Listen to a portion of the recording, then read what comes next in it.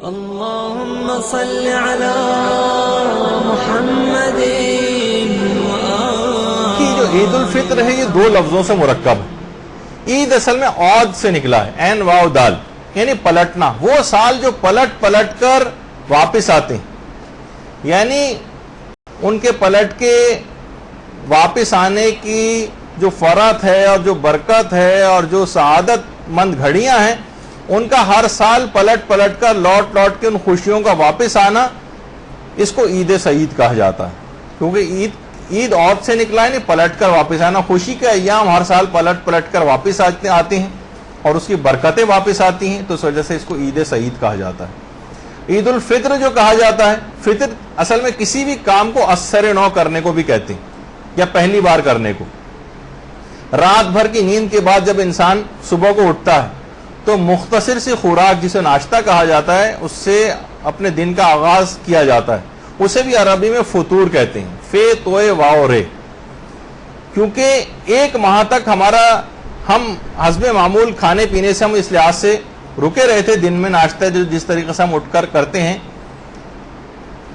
تو انہی دنوں کے اعتبار سے عید کے دن، ان ایک مہینے کے ناغے کے بعد ہم عید کے دن کا آغاز کچھ کھانے پینے سے کرتے ہیں، جس کو فطور کہا جاتا ہے. اسی سے جو ہے عید الفطر نکلا ہے. اور کیونکہ اس دن صدقہ فطر دیا جاتا ہے، اس وجہ سے بھی اس کو عید الفطر کہا گیا. تو بہت ساری اس کی وجوہات ہیں کہ عید الفطر کیوں کہتے ہیں. اچھا، اس رات جاگ کر عبادت کرنے کا ثواب بہت زیادہ ہے. بہت سی روایات میں تو شب عید کو لیلۃ القدر کے برابر قرار دیا گیا. اور احیاء لیلۃ القدر یعنی عید کی رات کو جاگنا اور عبادت میں بسر کرنا، یہ بالکل ایسی جیسے آپ شب قدر میں جاگ کر عبادت کر رہی ہیں. اور روایتوں میں کہ جو عید کی رات جاگے گا اور عبادت الہی انجام دے گا، تو اس دن اس کا دل نہیں مرے گا جب لوگوں کے دل اور قلوب جو ہیں وہ مردہ ہو رہے ہوں.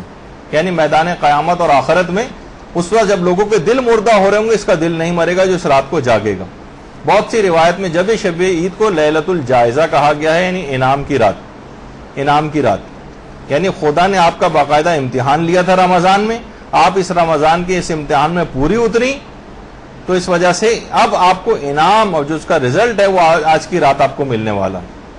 دیکھیے، رمضان کے آخری عشرے میں اعتکاف بھی اسی وجہ سے رکھا گیا کہ انسان اپنا احتساب اسی دنیا میں اور حساب کتاب اسی دنیا میں کر لے، تاکہ پھر اسے آخرت کا حساب و کتاب نہ دینا پڑے. جو اس دنیا میں اپنے حساب کو صاف کر لے گا اور اپنا احتساب کر لے گا، پھر کسی بھی شخص کے 2 دفعہ حساب نہیں ہوں گے.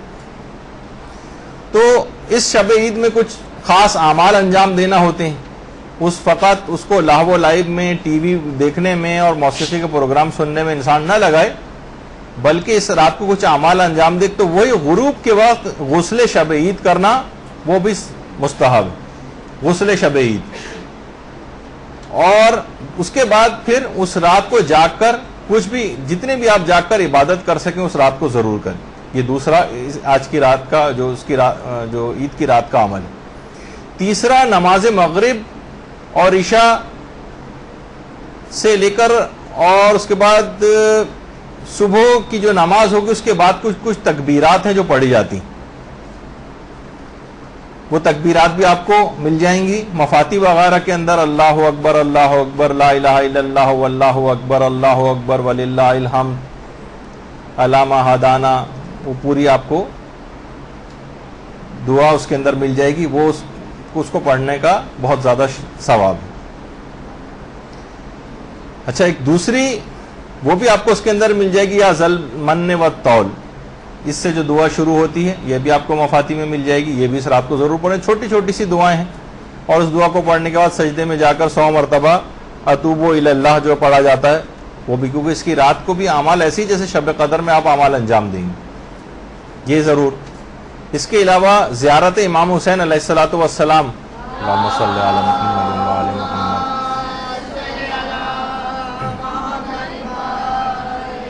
یہ شب عید کا خاص طور پر موقع ہے پڑھنے کا. اور اس میں مخصوص زیارت امام حسین جو عید الفطر کے دن پڑھی جاتی ہے، وہی شب عید پڑھی جائے گی. اس کو ضرور دماغ میں رکھیے گا مفاتی میں. اور شب عید 10 مرتبہ یا دائم الفضل علی البریہ، جو کہ شب جمعہ کے اعمال میں سے بھی ایک دعا کہلاتی ہے، وہ بھی اس رات کو ضرور پڑھیے گا. 10 بار یا دائم الفضل الی البریہ والی. اس کے علاوہ ایک نماز ہے جو کہ پڑھی جائے گی، 10 رکعت کی نماز ہے جو کہ شب عید پڑھی جاتی ہے، جس کا تذکرہ مفاتی کے اندر ہے. اس 10 رکعت کی نماز کا طریقہ وہ آپ دیکھ لیجئے گا، لیکن وہ بھی اس رات کو ضرور یاد رکھیں. اور کچھ دعائیں ایسی ہیں کہ جو دعائیں وداع ماہ رمضان کہلاتی ہیں. رمضان کو ودا کرنے کی کچھ دعائیں، یہ بھی مفاتی میں 2-3 دعائیں ہیں، یہ آپ ضرور پڑھ لیجئے گا، جن کا اتنا وقت نہیں کہ اس وقت میں ان کو پڑھ کر آپ کی خدمت میں بیان کروں. اور بہت سی روایات میں شب آخر جو فجر سے جب نزدیک ہو جائے گی، عید کے روز سے جب گزر کر فجر کے قریب، اس وقت ایک غسل کرنا بھی بہت سی روایات میں اس کو بھی باعث ثواب بتایا گیا ہے. کوئی کرنا چاہے تو وہ بھی کر سکتا ہے. یہاں تک کہ روز عید آ جائے گا. اور واقعی اگر آپ دیکھیں تو رمضان ایک تیاری اور احتساب کا مہینہ تھا. عید ایک نئے عزم سے ایک نئی زندگی کی شروعات ہو رہی ہے. روزے میں انسان خود کو سمیٹتا تھا، حتیٰ کہ اپنی فطری جو اس کی ضرورتیں اس سے بھی انسان کٹ جاتا ہے.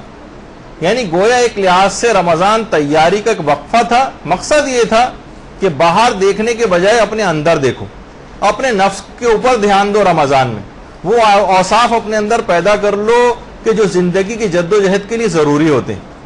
صبر کا مادہ اپنے اندر پیدا کرو، برداشت کا مادہ پیدا کرو، ایثار کا مادہ پیدا کرو، صدقات دو، عبادتیں انجام دو، احکامات خدا کی پاسداری کرو. اور عید کے دن ان خصوصیات کو پیدا کر کے ایک نئی زندگی کا آغاز کرو، ایک نئی زندگی کا آغاز کرو.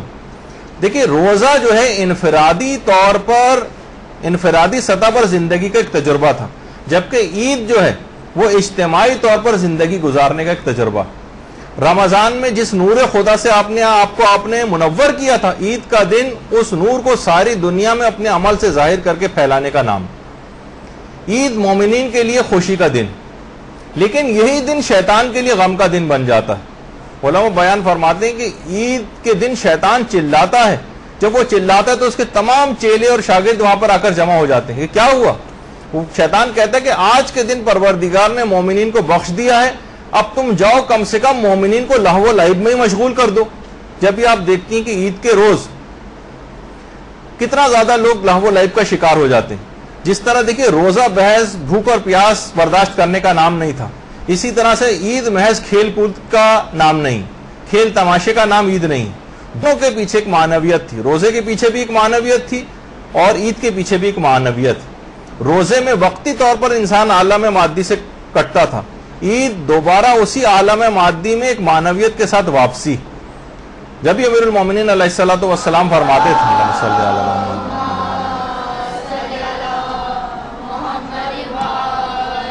کہ ہر دن وہ عید کا دن ہے جس دن انسان نے کوئی گناہ نہ کیا ہو، کوئی گناہ اس دن انجام نہ دیا ہو. اور ہم دیکھتے ہیں کہ شب عید سے ہی گناہ شروع ہو جاتے ہیں. شب عید سے ہی ٹی وی پر موسیقی کی آوازیں آنا شروع ہو جاتی ہیں، گانوں کی آوازیں بلند ہونا شروع ہو جاتی ہیں. اور دیکھیے یہ بھی کہا جاتا ہے کہ آپ کو کیسے پتہ چلے گا کہ آپ کے رمضان کے روزے قبول ہوئے. اس کا اسٹینڈرڈ اور معیار کیا ہے؟ جی ہاں، اس کا ایک اسٹینڈرڈ ہے، ایک معیار ہے، ایک کسوٹی پہ آپ پرکھ سکتی ہیں کہ آپ کے روزے قبول ہوئے یا نہیں ہوئے. وہ ہے شب عید اور عید کا دن. اگر ان دنوں میں آپ نے کوئی گناہ نہیں کیا ہے تو اس بات کی دلیل ہے کہ آپ کے رمضان کے روزے قبول ہو گئے. اور اس دن اگر آپ نے گناہوں میں گزارے یا کچھ گناہ آپ سے ہوئے اور جانتے بوجھتے آپ نے گناہ کیے، اس کے معنی یہ ہے کہ آپ نے رمضان سے اور شب قدروں سے اور کسی سے کوئی فائدہ نہیں اٹھایا. کوئی تقوی کا پورے سال اس ایک مہینے کے تقوی کو چلنا چاہیے تھا. جب یہ ایک مہینے کے روزے فرض کیے گئے، یہ ایک ایسا تھا کہ ایک رات کے اندر ہی چند گھنٹوں پہلے تک جس میں ہم تقوی میں تھے، چند گھنٹوں کے اندر ہی وہ ساری پونجی لٹ گئی. وہ جیب جس کو وہ کٹ گئی جس میں تنخواہ آج ہی کے دن ملی تھی اور آج ہی مثلا اس کے گھر ڈاکہ پڑ گیا، مثلا شیطان آیا اور وہ ساری پونجی ہماری لے کر چلا گیا.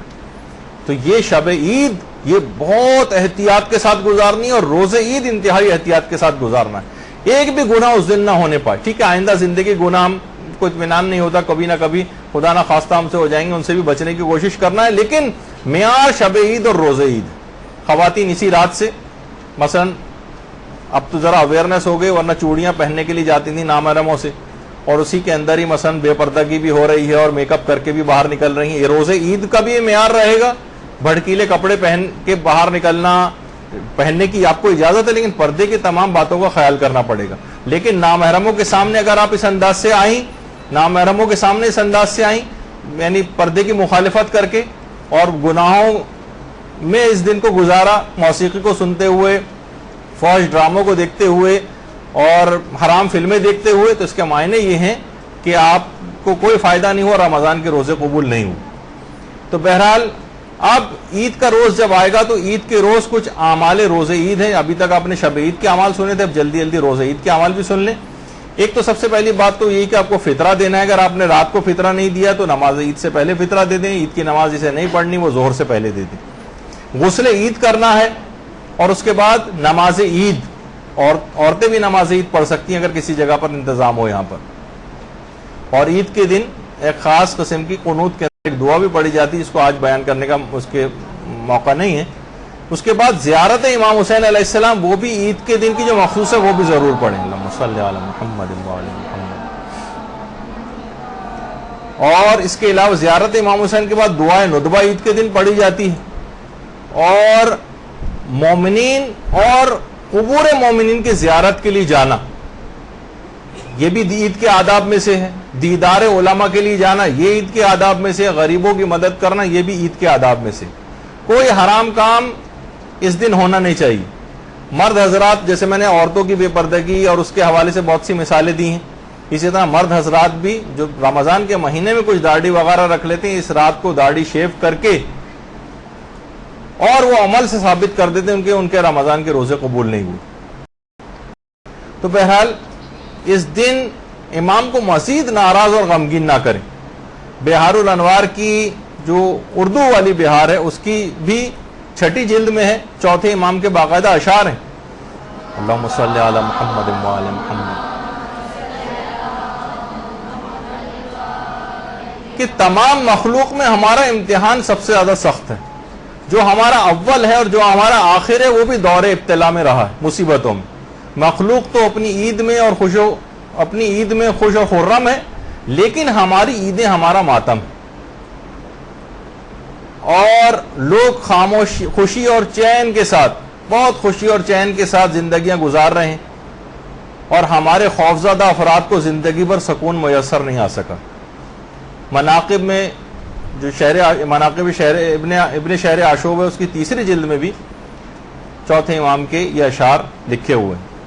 اور علامہ ذیشان نظر جوادی نے بھی باقاعدہ ایک روایت لکھی ہے اپنی کتاب کے اندر کہ شام کے رستے میں باقاعدہ روایت میں کہ ہاتف غیبی کی ایک آواز سنائی دی تھی کہ اس قوم نے فرزند رسول کے قتل کو عید اور خوشی کا دن بنا لیا، خدا اسے کبھی حقیقی عید الفطر اور عید الاضحیٰ کی خوشیاں نصیب نہ کرے.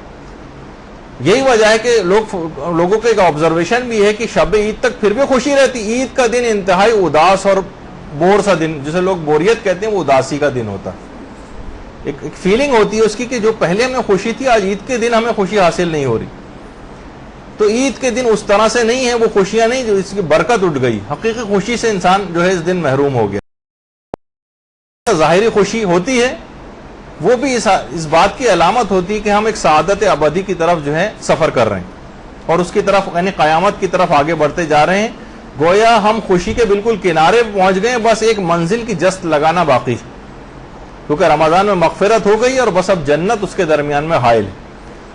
تو دیکھیے عید کا دن ویسے تو خوشی کا دن ہے، اگر حالات خوشی کے نہ ہوں اور قتل و غارت گری اور مصائب یہ سب چیزیں ہوں تو عید کا دن ایک عہد کا دن بن جاتا ہے، سچا عہد کہ ہم پروردگار سے عہد کرتے ہیں کہ ایسے مومن بنیں گے جیسا ہمارا پروردگار رسول و ائمہ چاہتے ہیں، اور اپنی خواہش نفس کے ہم غلام نہیں بنیں گے بلکہ اللہ کے اطاعت گزار بندے بنیں گے. پھر اس دن جس دن جب خوشیاں دستیاب نہ ہوں اور مصائب اور پریشانیاں اور مشکلات اور قتل و غارت گری ہو تو پھر عید کا دن عہد کا دن بن جاتا ہے. تو بہرحال خدا ہم سب کے روزوں کو اور نیک اعمال کو قبول فرمائے، اور رمضان کے بعد بھی عید اور سال کے عام دنوں میں بھی اپنی اطاعت کی توفیق پروردگار ہمیں نصیب فرمائے، اور اس حقیقی خوشی کے دن ہمیں نصیب فرمائے کہ جب فرزند رسول اور اللہ کی آخری حجت کے ظہور پر نور اور ان کی عادلانہ حکومت کے سکون و چین کے دنوں کی صورت میں وہ دن جو پہلے زمین کو حاصل ہوں گے وہ ہمیں نصیب فرمائے. وصلی اللہ اللجل اللجل يا مولا اللجل اللجل اللجل اللجل اللجل اللجل اللجل يا صاحب السماء اللجل